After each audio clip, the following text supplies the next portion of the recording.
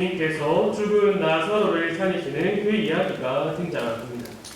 우리가 이 죽은 나사로가 살아나는 사건을 보고 예수님께서는 죽은 자를 일으키시는 능력의 예수님이시다라고만 보고 넘어가기에는 이 11장이 말해주고 있는 것이 너무나 깊고 큽니다.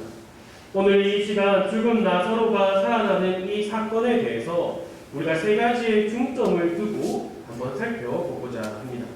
첫 번째는 이 사건이 왜 일어났는가입니다. 오늘 본문 1절에서 4절까지를 한번 다 같이 읽어보도록 하겠습니다. 1절에서 4절까지입니다. 시작. 어떤 병자가 있으니 이는 마리아와 그 자매 마르다의 마을 베다니에 사는 나사로라. 이 마리아는 향유를 죽게 붓고 머리털로 주의 발을 닦던 사이로 병든 나사로는 그의 허락이 돌아보니라.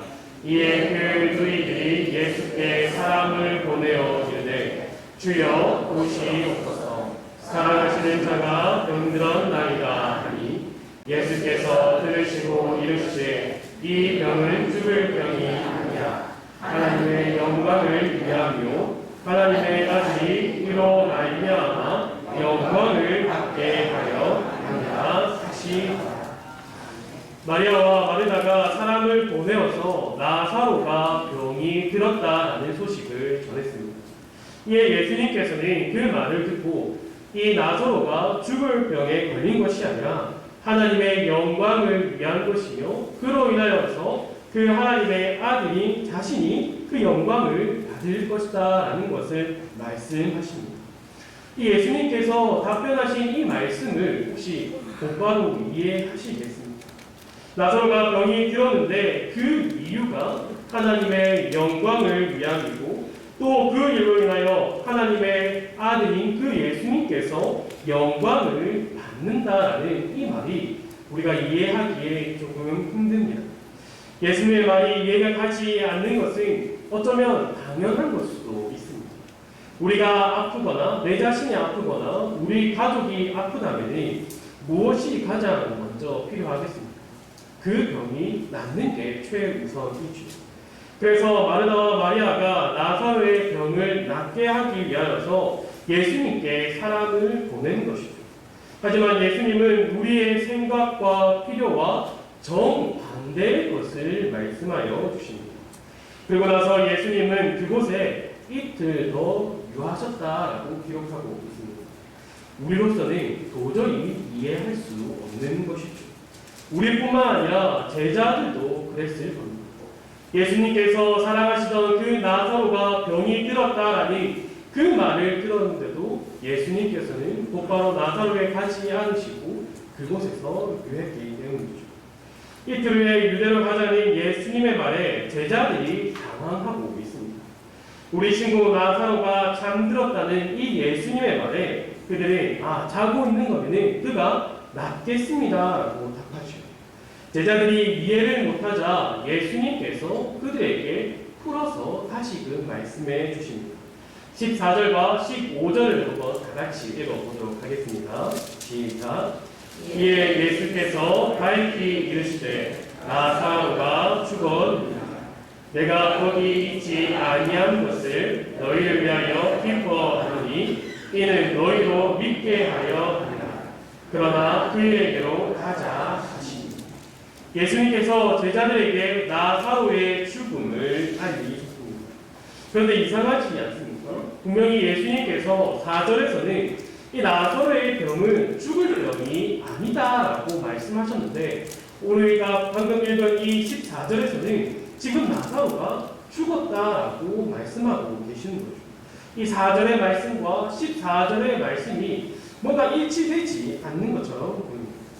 예수님께서 4절에 이 나사로가 죽지 않는 병이다라고 하는 것은 그 병의 끝이 죽음이 아니라 그 병의 끝인 하나님의 영광을 위한 것이며 또한 그 하나님의 아들이 영광 받을 것이다 이것을 말씀하고 계시는 겁니다.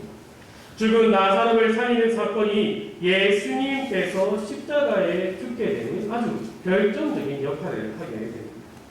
이처럼 죽은 나사로를 살리는 사건은 단순히 예수님의 그 능력을 알려주시는 것에 끝나는 것이 아니라 하나님의 영광과 또한 나아가 예수님의 죽음과 부활을 알려주고 있습니다.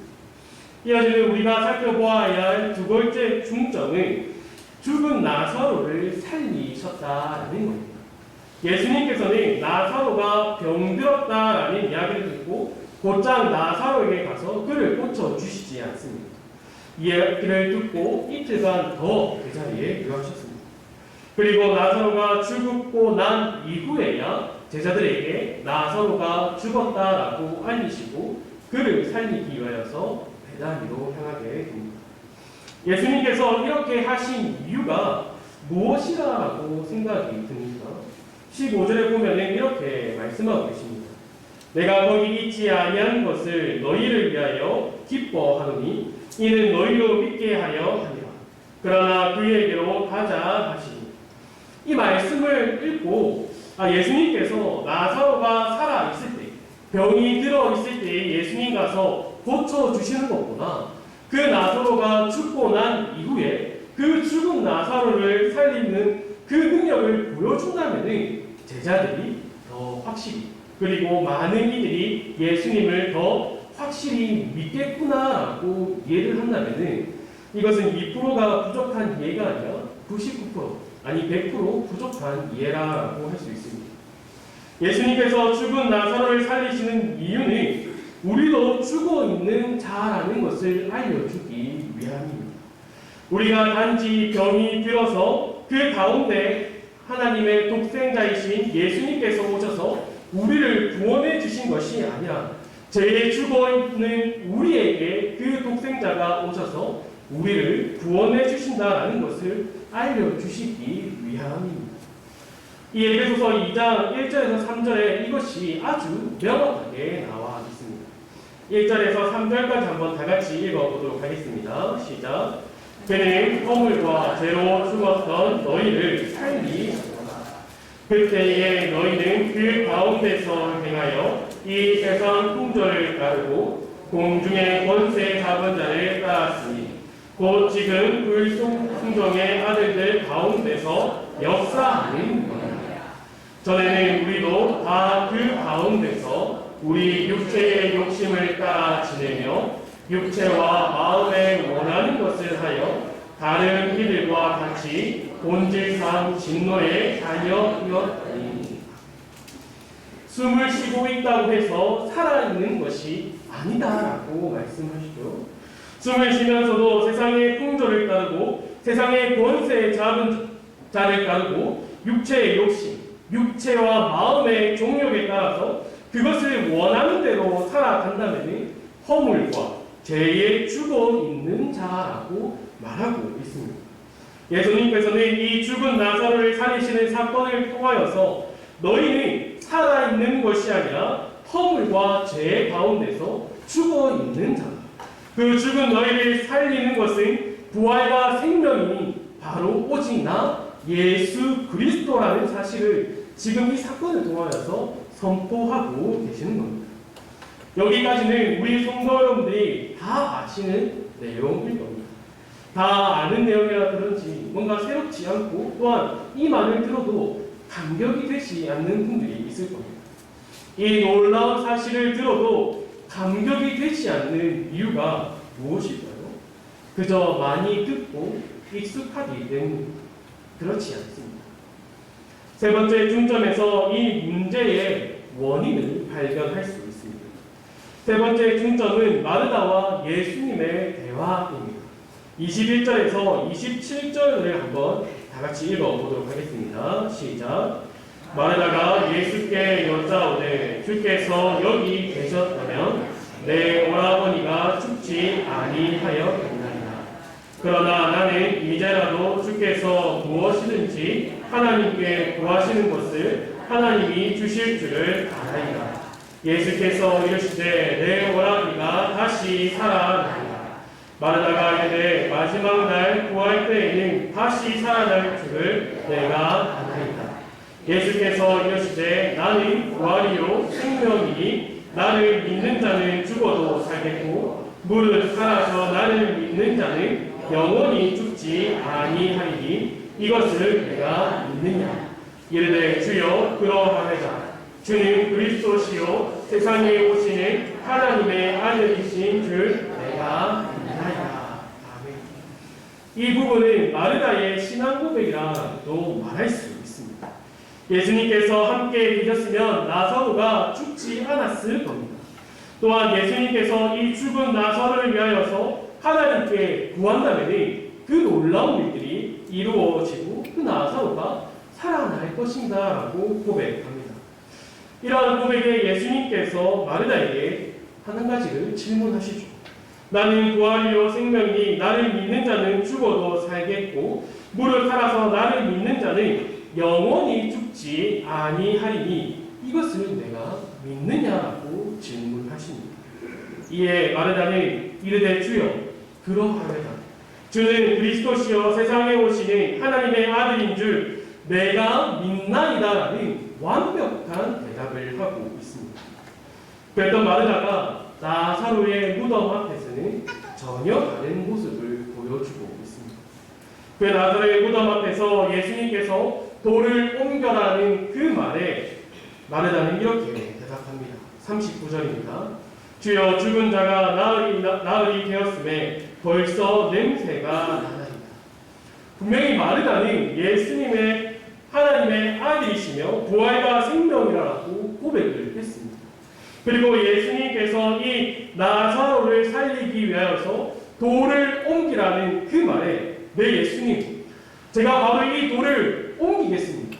그러면 이 나의 오라버니 나사로가 분명히 살아날 것입니다. 지금 그 예수님의 말씀이 이루어질 것입니다. 라고 말하지 않고 있습니다.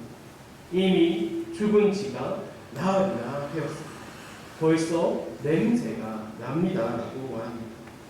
믿음의 고백을 한 마르다지만 정작 예수님을 진짜로 믿지 못했으며 알지도 못했습니다.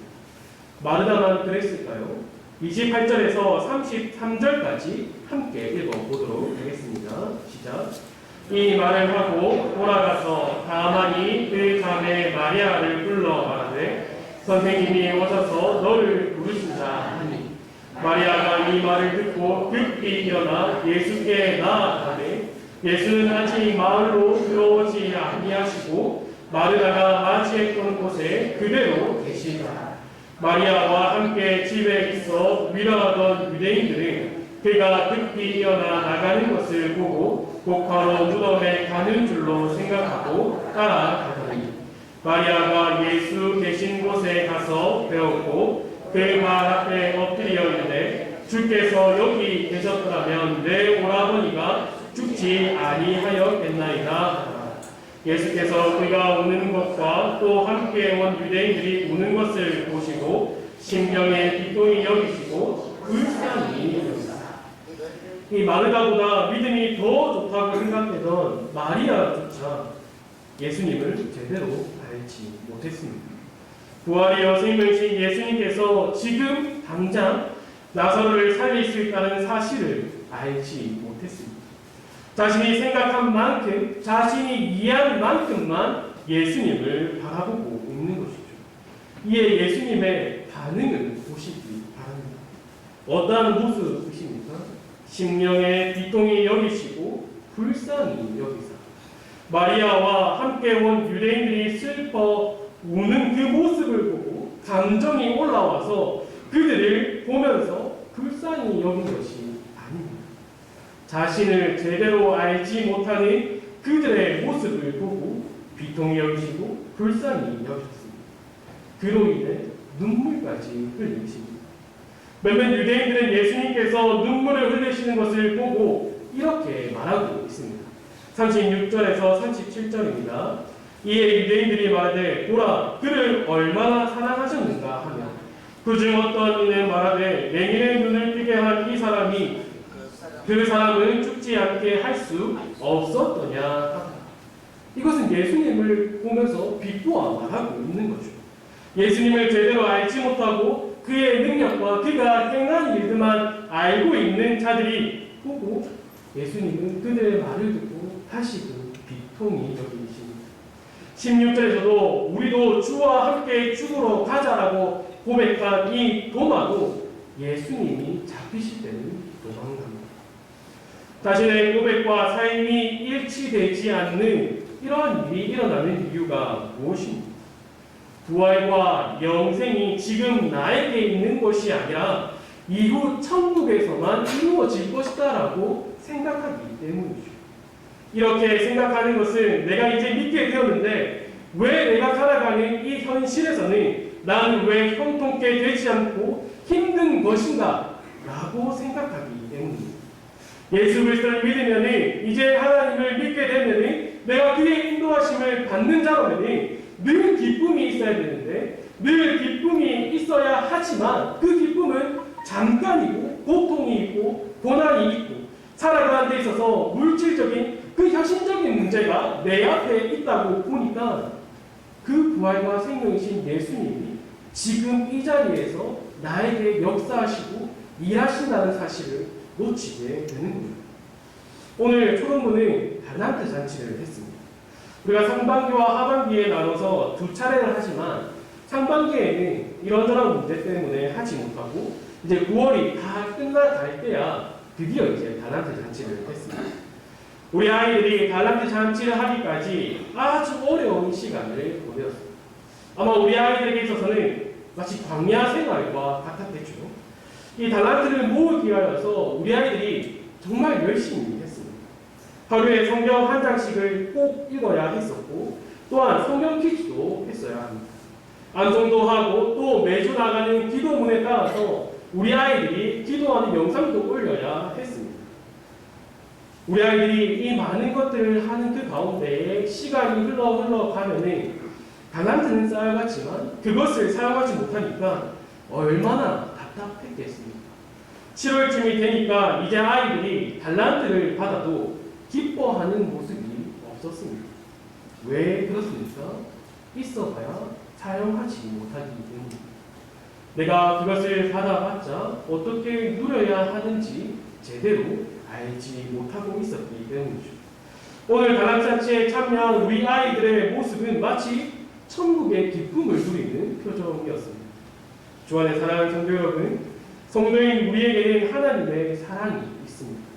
그리스도께서 주신 새 생명이 있습니다. 그러니 이제 우리는 어떻게 살아가야 합니까? 하나님의 사랑과 그리스도께서 주신 새 생명을 가지고 이 세상이 말하는 형통한 삶, 안락한 삶, 성공한 삶을 살기 위하여서 노력하여야 합니까? 그렇지 않습니다. 여전히 세상의 가치대로 살아가는 것은 단지 고백만 하는 자입니다. 지식적으로만 하나님을 아는 자이며 하나님의 백성이라고 말할 수 없는 자입니다. 우리는 이제 오직 하나님의 영광만을 위하여서 살아가야 합니다. 예수님께서 나사로를 살리신 이유가 무엇이라고 했습니까? 하나님의 영광을 위해서입니다. 하나님의 뜻에 순종하는 것, 그로 인하여서 하나님의 일하심과 능력이 나타나는 삶을 살아가야 합니다. 지금 내 상황으로 하나님의 뜻을 순종하거나 하나님의 그 일하심과 능력을 나타내는 삶을 살아갈 수 없겠다라고 생각하는 분이 혹시 계십니까? 여기 신명기 8장을 읽어보도록 하겠습니다. 신명기 8장 1절에서 10절까지의 말씀입니다. 시작! 내가 오늘 명하는 모든 명령을 너희는 지켜 행하라. 그리하면 너희가 살고 번성하고 여호와께서 너희의 조상들에게 맹세하신 땅에 들어가서 그것을 차지하리라.